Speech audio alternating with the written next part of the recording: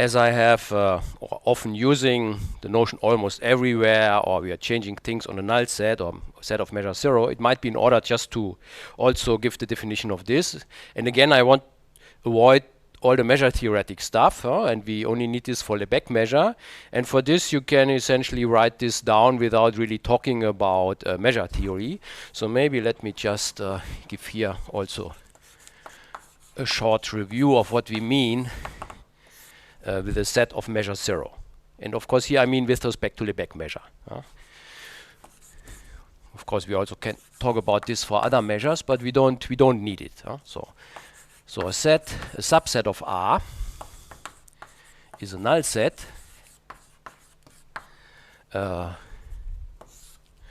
or a set of measure 0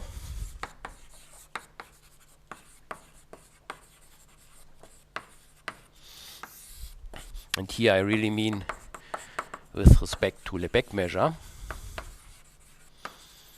because you have this for all measures.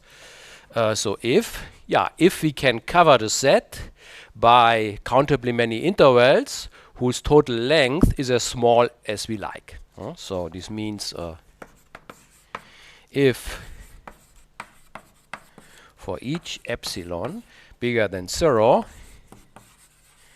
we have countably many intervals. So of course we allow infinitely many, but of course they should be countable, so that we can sum up their lengths. So there are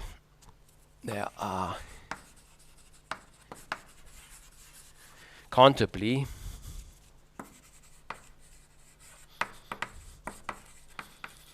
many intervals, let's say closed intervals from Si to Ti, real numbers, running over the natural numbers, such that the union of those intervals cover our set,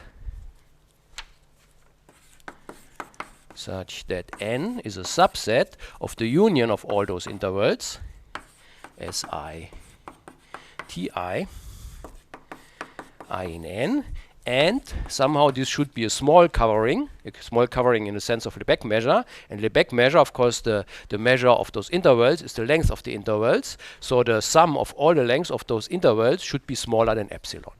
And such that the sum of the lengths of those intervals, so Ti minus Si, if I'm summing over all of them, should be less than epsilon.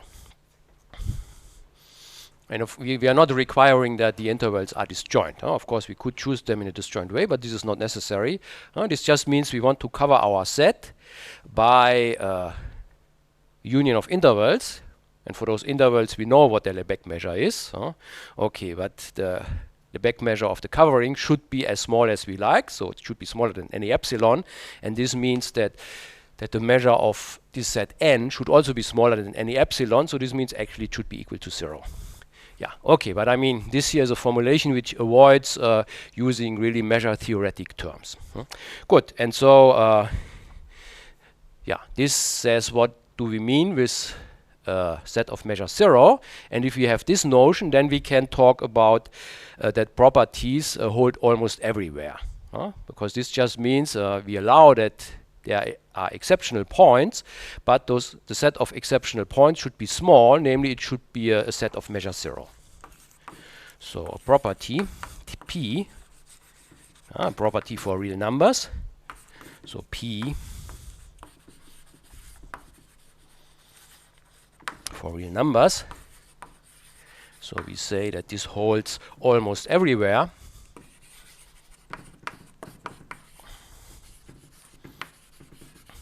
And usually we abbreviate this by AE. So if we take a measure which has total mass 1, a probability measure, then often we also say almost surely. So if we would talk about the Lebesgue measure on the interval 0 to 1, where it is a probability measure, then maybe I'm also saying almost surely, but let's say almost everywhere is the general notion. So if the set where the property does not hold is a null set. So if the set of real numbers for which P does not hold, so P does not hold for T, that this is a null set.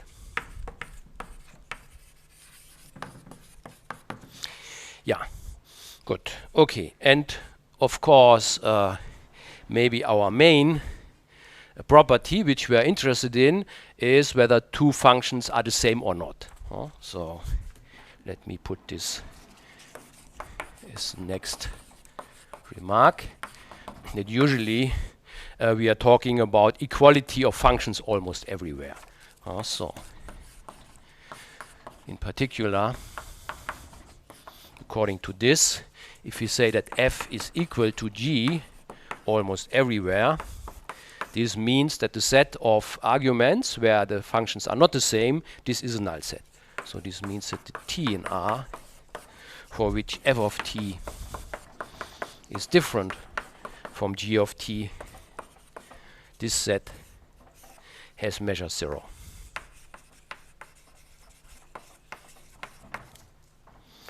Okay, and maybe one further remark which I want to make here is, of course, that null sets are small in the measure theoretic sense, but they don't have to be small in the set theoretic sense. So they can be uncountable.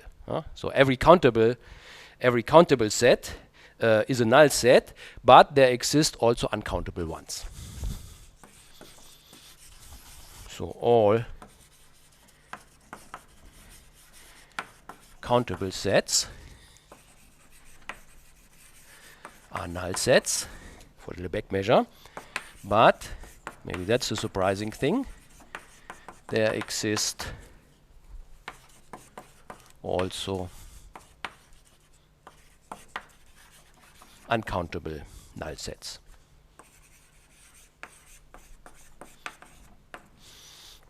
Yeah. Okay, so I suppose everybody has seen this, but maybe it's good to have a reminder so that if I'm talking about all functions are the same almost everywhere, or maybe later talk about that we have a derivative almost everywhere, that we are really sure what I mean with this.